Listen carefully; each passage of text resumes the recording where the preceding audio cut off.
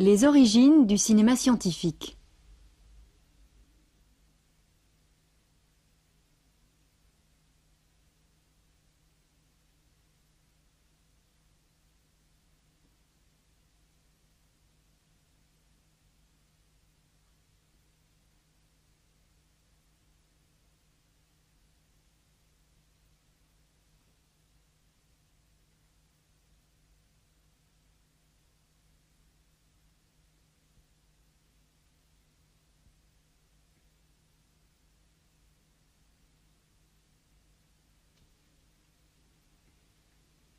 Les développements techniques entre 1880 et 1910.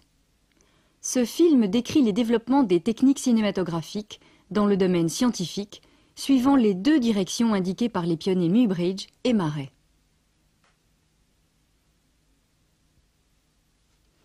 Cette caméra à 9 objectifs a été construite en 1883 par le Français Albert Londe.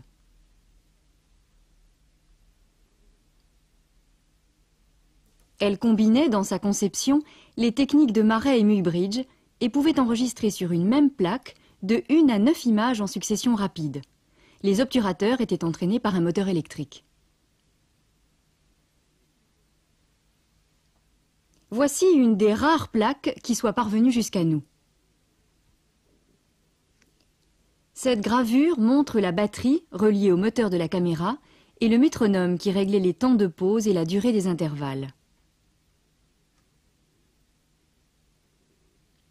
Londe dirigeait le service photographique de la Salpêtrière à Paris. Avec cette caméra à 12 objectifs, construite en 1892, les images étaient enregistrées sur une plaque rectangulaire. Chaque objectif possédait son propre obturateur. Avec ce minuteur, qu'on voit ici avec son système de commutation, il était possible de prendre jusqu'à 12 clichés en 1/10 de seconde. Londe effectuait ses expériences photographiques dans le studio en plein air de l'hôpital de la Salpêtrière, où Marey venait le voir de temps à autre. C'est à une analyse image par image que ces séries étaient destinées. Au cours de recherches menées avec le professeur Charcot, Londe filma des exemples de mouvements pathologiques provoqués par des maladies nerveuses. Ces plaques, illustrant des cas médicaux, n'ont été découvertes que récemment et sont reproduites ici pour la première fois. Pour obtenir une animation correcte de ces images, il a fallu diminuer les effets de parallaxe verticale et horizontale.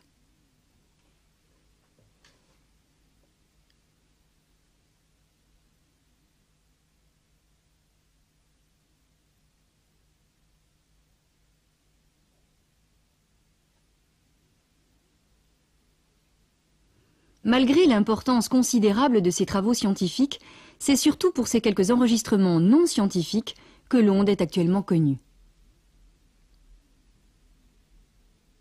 Cette caméra, similaire au premier modèle de Londe, a été construite en 1889 par Hippolyte Seubert.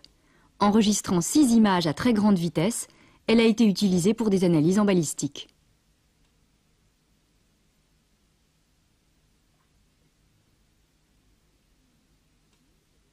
Ces séquences animées montrent le lancement de torpilles à une vitesse de 20 mètres secondes.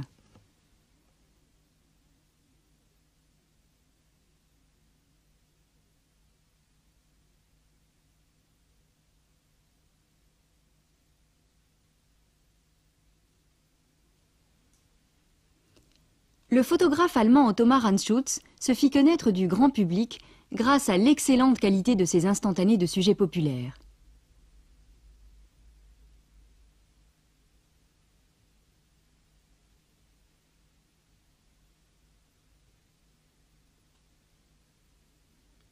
En 1887, il publia des tirages de photographies en série, par exemple celle d'un athlète lançant un javelot.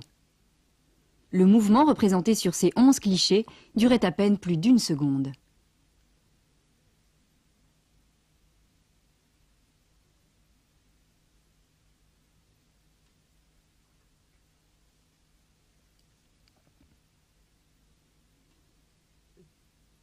Pour l'animation de cette séquence, chaque image a été filmée 2 fois.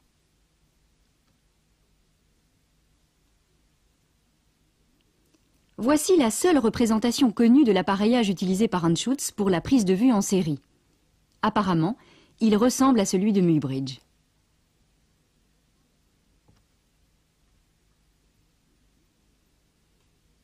Pour visionner les images disposées horizontalement ou verticalement sur des bandes de papier, Anschutz transforma le zootrope en un dispositif ingénieux, le Schnetzer.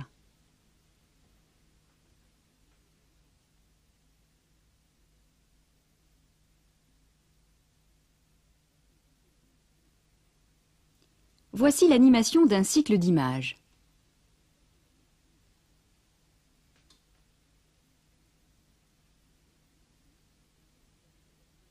Les images étaient observées à travers des fentes pratiquées dans le tambour. La vitesse variable de la rotation permettait aux spectateurs d'avoir une nette impression de mouvement. En regardant à travers l'une ou l'autre des 3 séries de fentes du tachyscope, on peut voir le même cheval avancer, reculer ou courir sur place.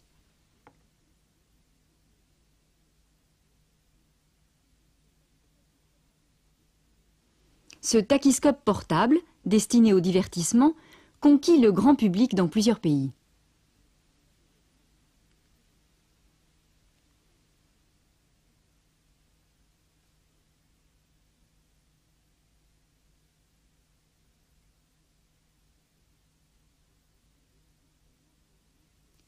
Anschutz fit également des séries photographiques destinées à l'entraînement des armées. Ces études étaient financées par le gouvernement prussien.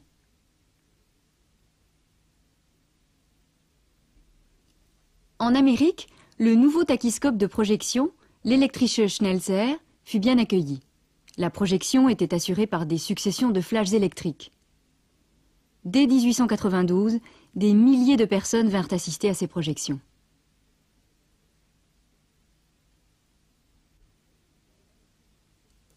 Un modèle amélioré, fonctionnant avec des pièces de monnaie et destiné au visionnement individuel, séduisit le grand public.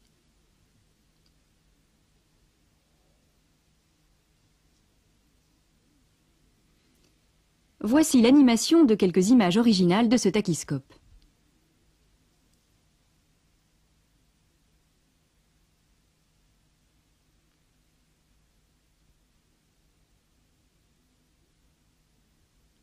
Une technique d'enregistrement éliminant l'effet de parallaxe fut mise au point, en Allemagne, par un professeur de gymnastique, le Dr Ernst Kohlrausch.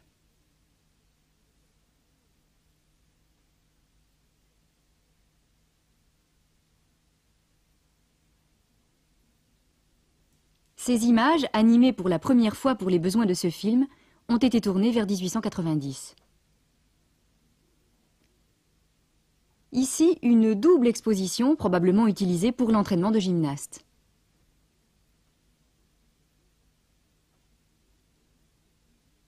Le couvercle de bois de cette caméra d'origine a été enlevé pour montrer le système de prise de vue. Nous pouvons ainsi voir 3 des 24 objectifs disposés à égale distance sur la roue.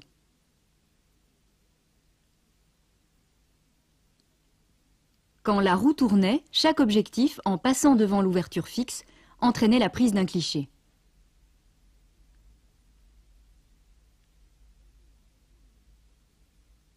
Voici une vue arrière de l'appareil. Cette caméra est conservée au Deutsches Filmmuseum de Francfort. On y voit la série des porte-plaques.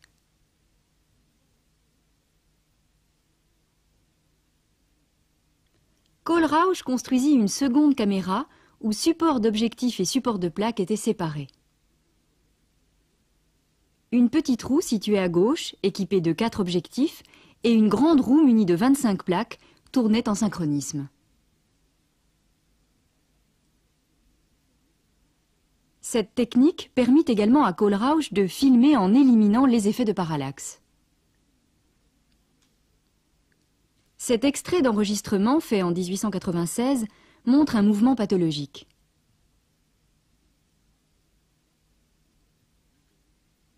Georges Demény devint, en 1881, l'assistant technique du professeur Marais à Paris. Il s'intéressait à l'étude de nouvelles méthodes de gymnastique.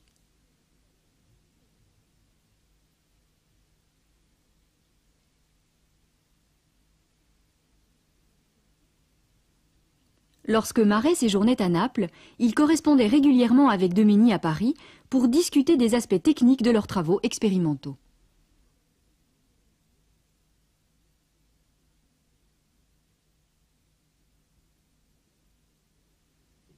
Avec ce phonoscope, présenté en 1891, Domini a tenté d'aider les sourds-muets à lire les mots sur les mouvements des lèvres. Voici Domini lui-même disant « Je vous aime ».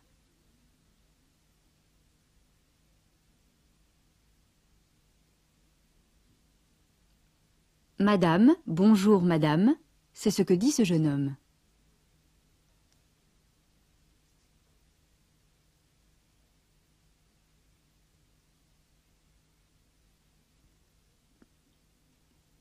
Les images étaient tournées avec un des chronophotographes de Marais.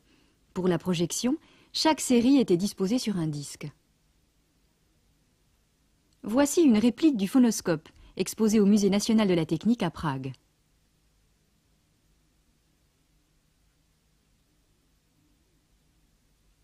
Domini eut également l'idée de commercialiser son phonoscope pour montrer des portraits vivants.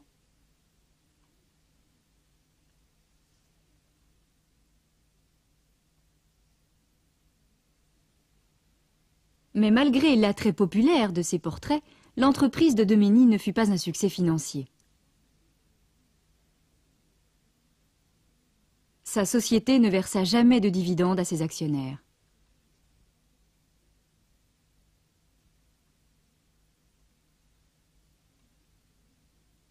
C'est la société Gaumont qui devait exploiter la nouvelle caméra conçue par Domini et munie d'une came excentrique qui commandait le mouvement intermittent du film.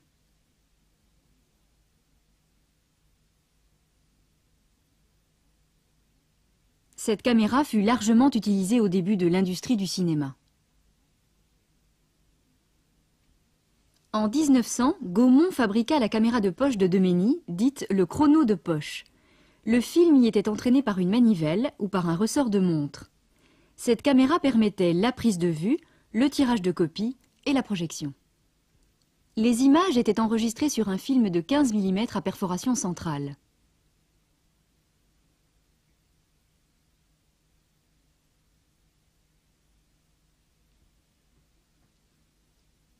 Lucien Bull remplaça Domini comme assistant de Marais.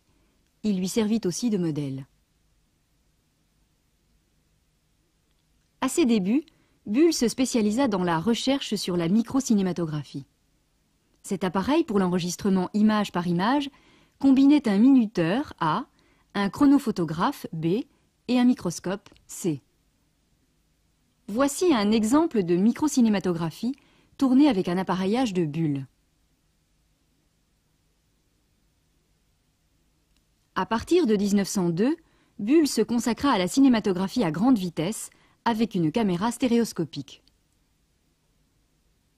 Pour l'éclairage, un contact électrique de la caméra déclenchait un flash lumineux synchronisé avec chaque prise de vue. Les deux bandes de film, non perforées, étaient fixées sur le bord du tambour rotatif.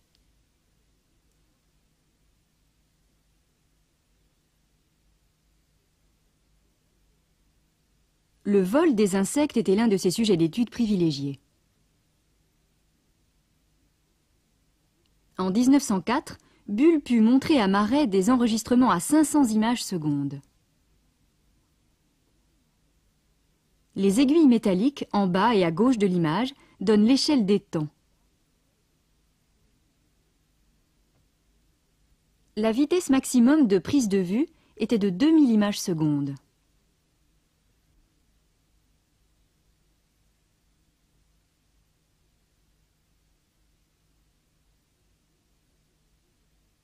Voici des bulles de savon traversées par de petits projectiles.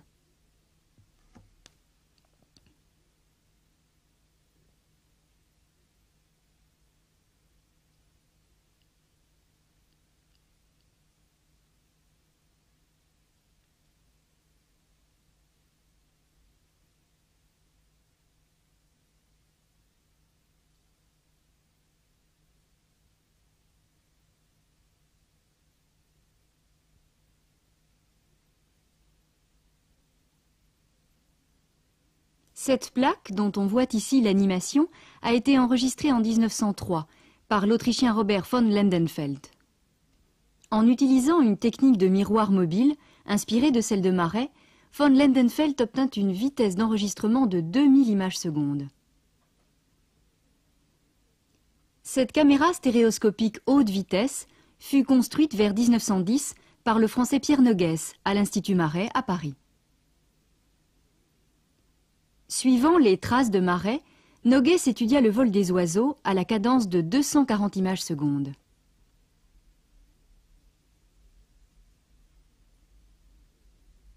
En temps réel, un cycle de ces images animées dure 1/10 de seconde.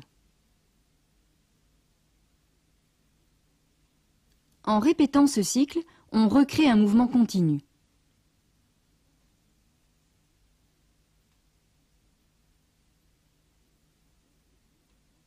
Voici un autre exemple de prise de vue à grande vitesse réalisé par Noguès. En 1912, au moyen du prototype de cette caméra, nommé l'Ultra-Cinéma, il enregistra à la vitesse de 300 images secondes sur un film de 35 mm perforé en utilisant un mécanisme intermittent. C'est encore la cadence maximum que permet aujourd'hui ce type de technique.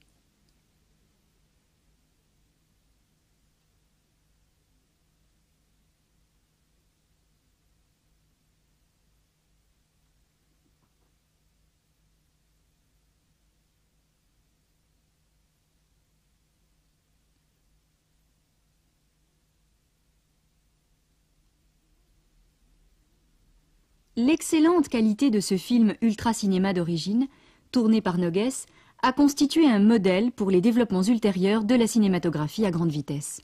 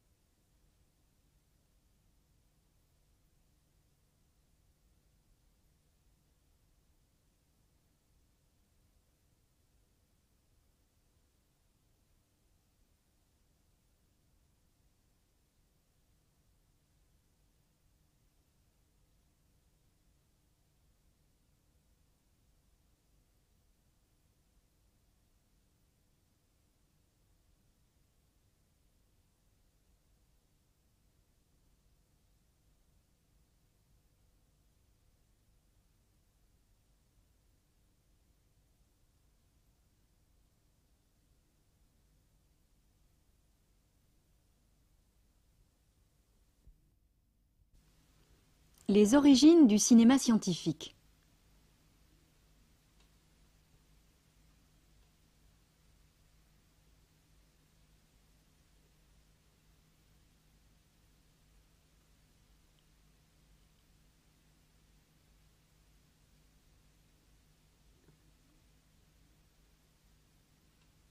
Premières applications. À la fin du XIXe siècle, les scientifiques ont commencé à utiliser des caméras de fabrication industrielle. Ils ont mis au point des techniques spécialisées adaptées aux différents domaines de la science. Botanique.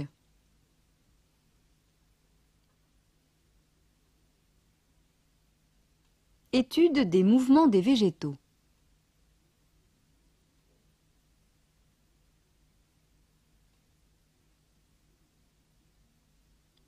La cinématographie, image par image, a permis aux botanistes d'enregistrer et d'analyser, pour la première fois, les mouvements liés à la croissance des végétaux.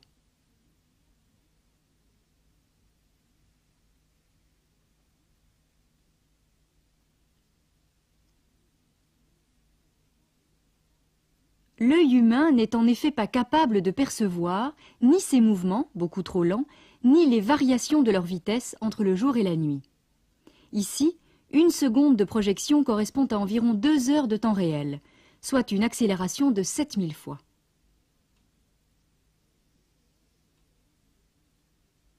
La durée réelle de cette séquence est de 11 jours. Elle a permis d'établir la chronologie exacte du développement de la racine et de la tige.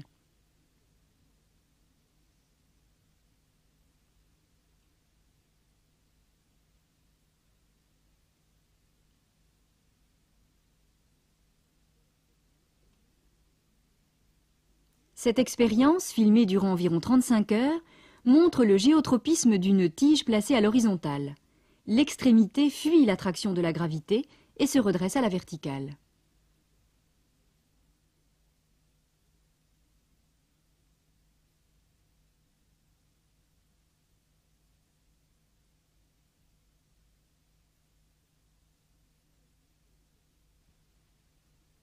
Biologie et physiologie. Division d'un œuf d'oursin.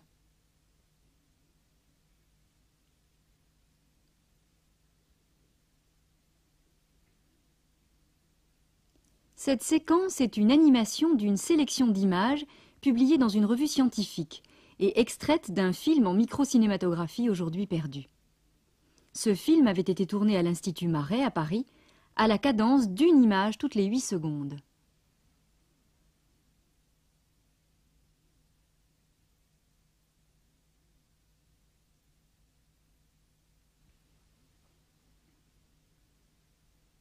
Microbes contenus dans l'intestin de souris. Flore microbienne, bactéries et infusoires intestinaux sont présentés dans cette microcinématographie sur fond noir. La séquence originale, élément d'une série de films pédagogiques, durait 4 minutes.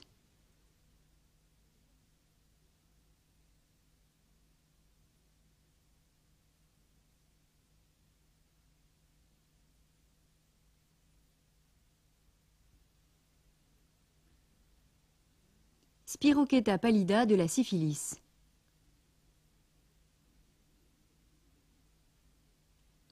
Le spirochète, agent de la syphilis, découvert en 1905, est filmé ici pour la première fois.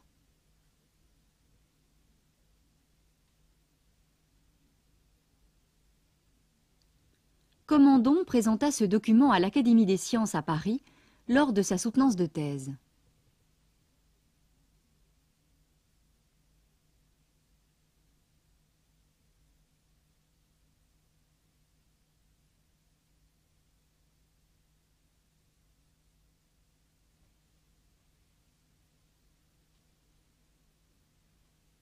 Études sur le système neuromoteur.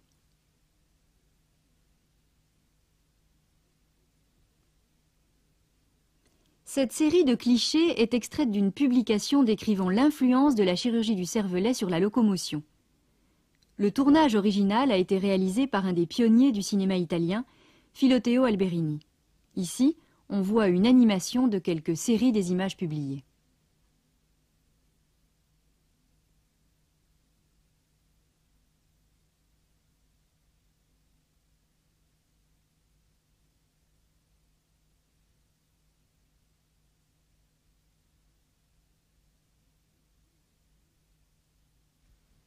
Médecine et chirurgie. Locomotion pathologique humaine.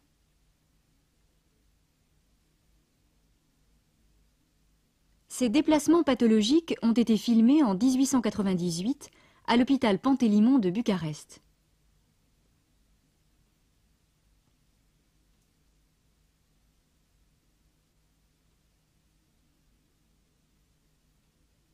Les originaux que nous voyons ici ne portaient qu'une paire de perforations par image. Ils avaient donc été tournés avec une des premières caméras lumière. Ces documents extraordinaires marquent une étape essentielle dans l'histoire de la médecine. On les a crus définitivement perdus jusqu'à leur redécouverte en 1970.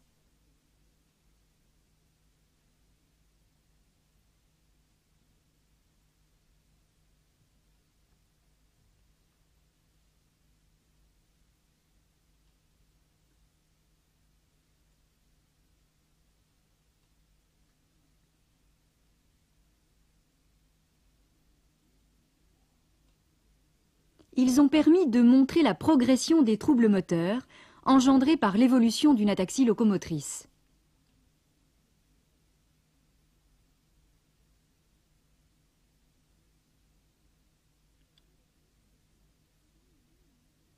Cet autre document a permis une étude détaillée des perturbations motrices entraînées par une hémiplégie organique.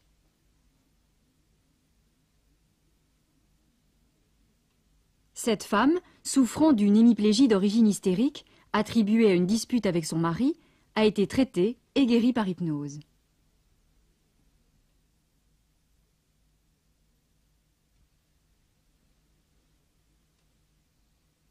Opération d'un kyste pulmonaire.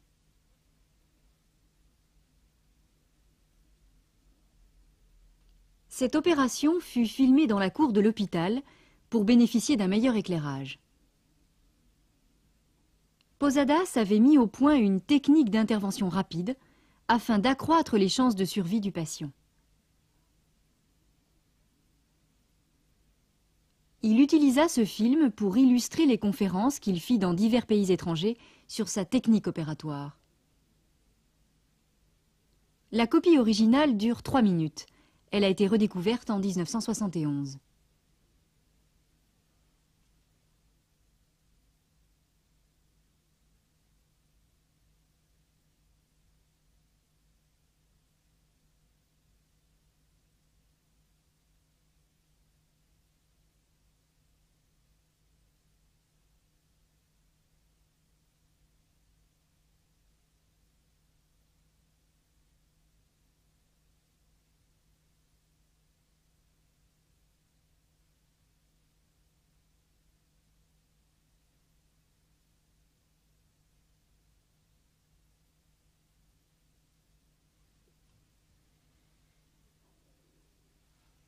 Séparation des sœurs siamoises.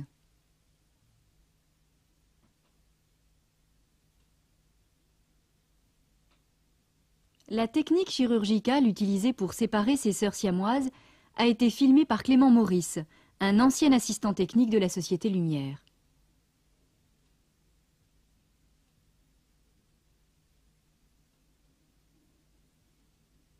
Ce document semble être le seul témoin des importants travaux de Doyen, qui fut le premier, en 1898, à utiliser le film, non seulement à des fins pédagogiques, mais aussi pour améliorer sa propre technique chirurgicale.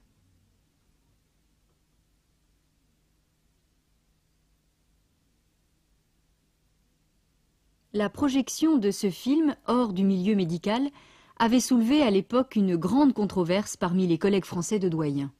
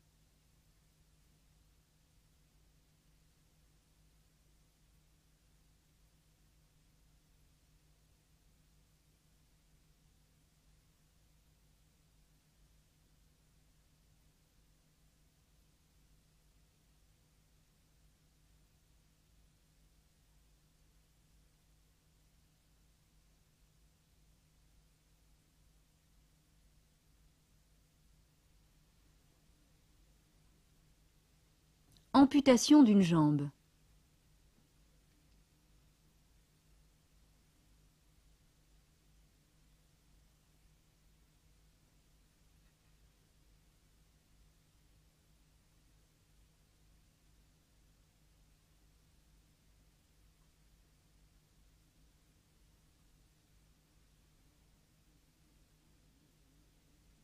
La présentation de ces premières opérations filmées peut susciter aujourd'hui une certaine stupéfaction, mais ces documents gardent une indiscutable valeur pour l'histoire de la chirurgie.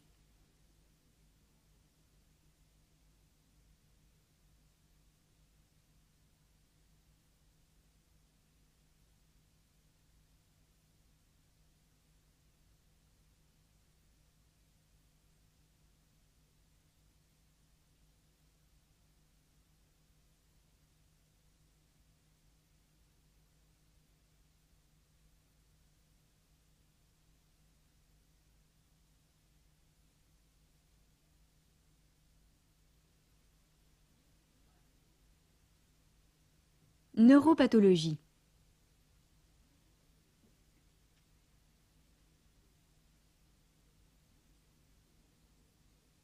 Cette séquence, filmée par Roberto Omegna, présente un cas d'hystérie provoquée. La patiente porte un masque pour garder l'anonymat.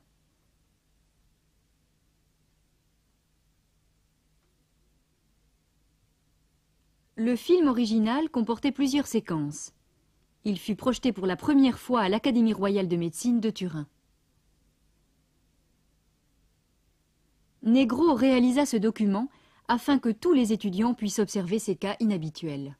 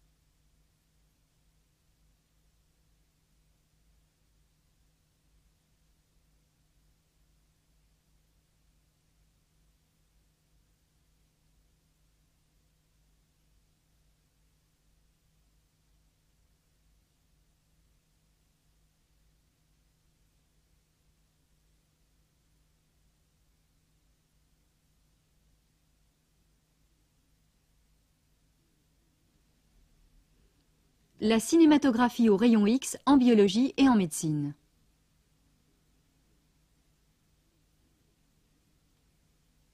Première prise de vue au rayon X. Voici les mouvements des pattes d'une grenouille. Ici, les battements d'un cœur humain.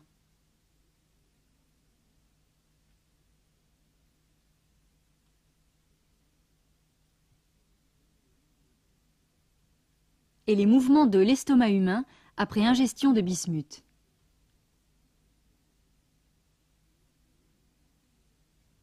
Ces premières radiocinématographies furent présentées à la Société philosophique de Glasgow ainsi qu'à la Société royale de Londres.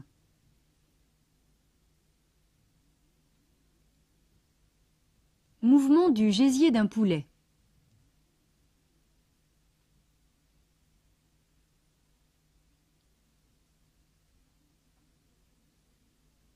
Ces images ont été obtenues par l'impact direct des rayons X sur un négatif de 60 mm de large, émulsionné sur les deux faces et spécialement fabriqué par la Société Lumière.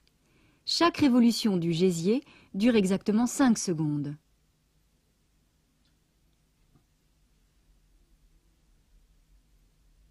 Cinéradiographie indirecte. Ces essais de prise de vue d'un écran radiographique fluorescent ont été effectués à 2 images par seconde. La main que nous voyons ici est probablement celle de Commandon.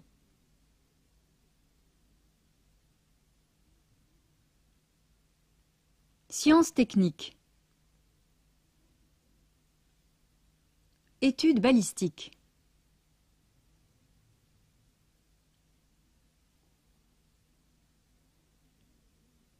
Ces images, prises à l'Académie militaire de Berlin, ont été tournées à plus de 5000 images secondes. L'analyse de l'impact de balles sur les os humains constituait l'un des objets de cette étude.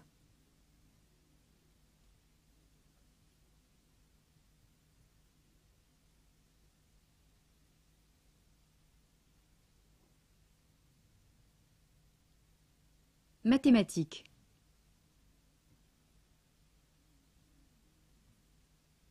Géométrie animée.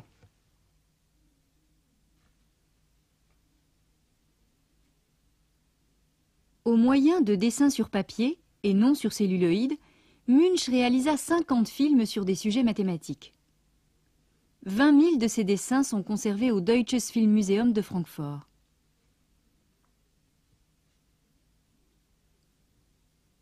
Munch, qui était professeur de l'enseignement secondaire, a probablement été le premier à illustrer les lois de la géométrie par le film et à utiliser ce support pour son enseignement.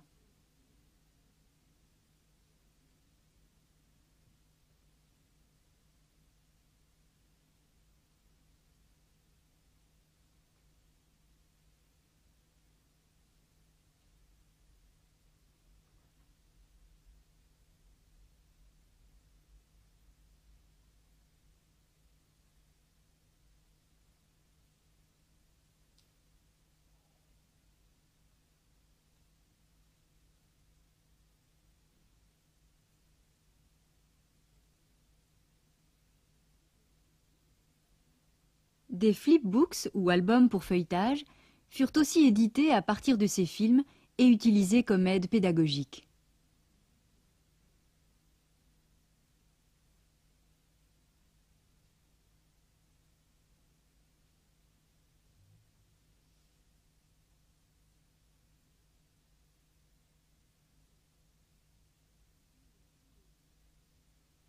Ethnologie.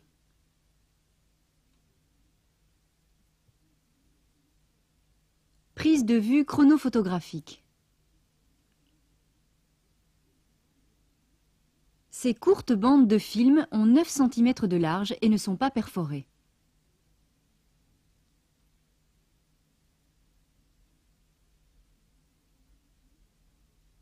Elles ont été tournées par Charles Comte à la station physiologique avec un chronophotographe de Marais.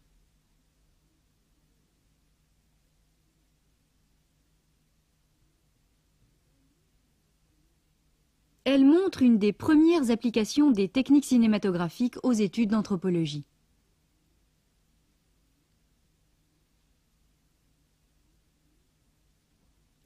Regnault tourna ces images pour pouvoir comparer les comportements de différents groupes ethniques. Quelques séquences furent filmées à l'exposition ethnographique à Paris.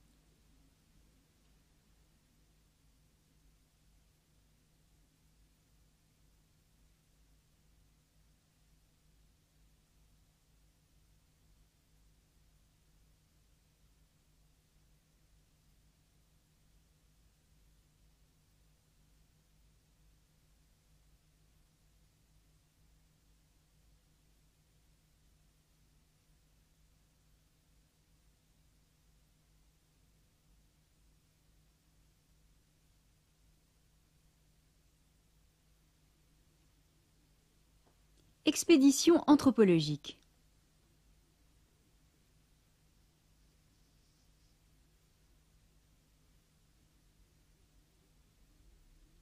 Voici quelques-uns des premiers enregistrements de recherche anthropologique réalisés sur le terrain. Ils ont été faits avec une caméra lumière dans la région du détroit de Torres, située entre la côte nord-est de l'Australie et la Papouasie-Nouvelle-Guinée.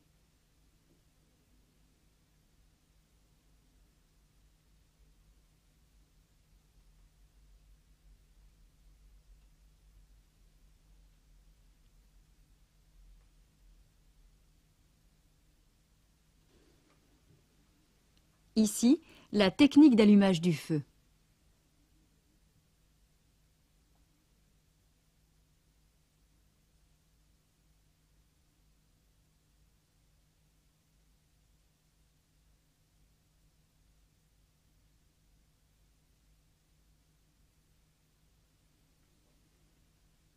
Expédition en Australie.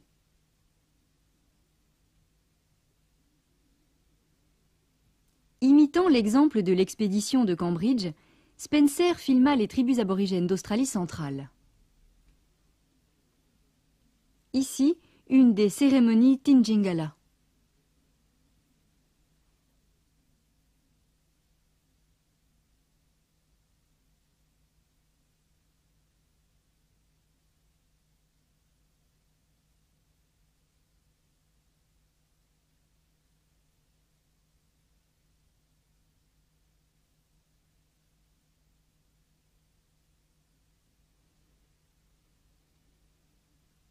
Expédition en mer du Sud.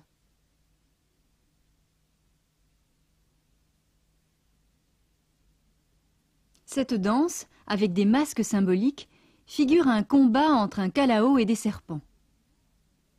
Elle a été filmée par une expédition allemande dans des îles de Mélanésie et Micronésie.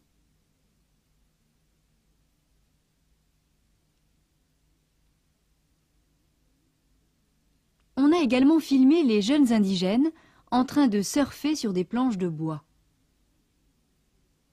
Ceci montre que le surf était pratiqué dans d'autres régions du Pacifique que les îles Hawaï, avant de devenir un sport à la mode.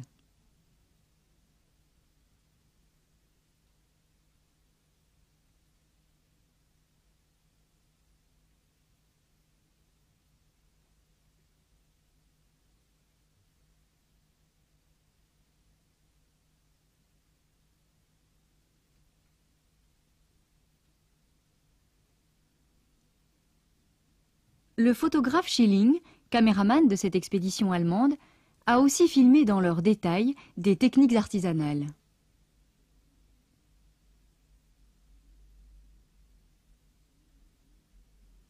Ces premiers enregistrements sont les prémices de l'anthropologie visuelle moderne. Réalisés à l'époque à des fins de recherche, ils ont maintenant valeur de témoignage sur des cultures en voie de disparition.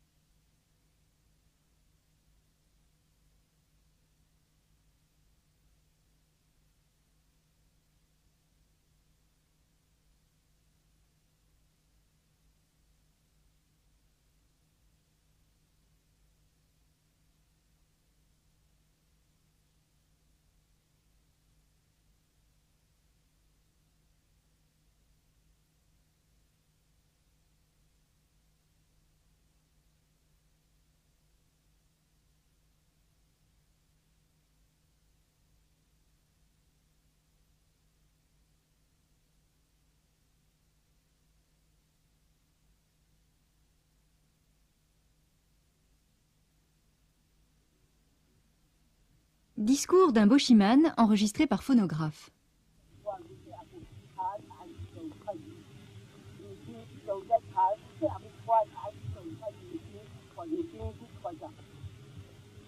Voici un des premiers exemples d'enregistrement simultané d'images et de sons. La synchronisation de cette séquence a été effectuée à Vienne en 1987 après la découverte du cylindre de cire Edison, porteur du son original.